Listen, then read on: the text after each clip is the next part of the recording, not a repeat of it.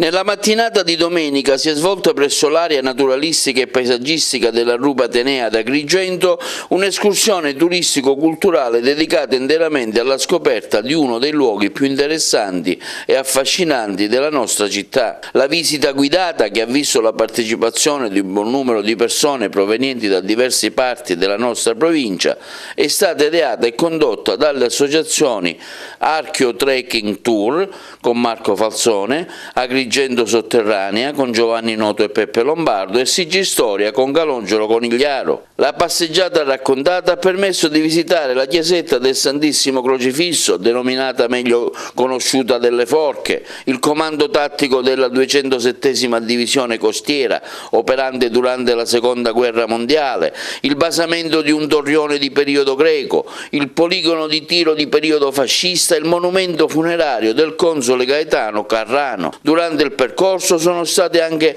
analizzate le formazioni geologiche presenti nel nostro territorio. L'evento è stato reso possibile grazie al prezioso supporto dell'agenzia di viaggi di Daniela Salemi e Agrigento Incoming di Sandro Sciarratta e fa parte di un ampio progetto divulgativo che proporrà ai cittadini e turisti altri accattivanti itinerari aventi lo scopo di far conoscere l'entroterra agrigentino.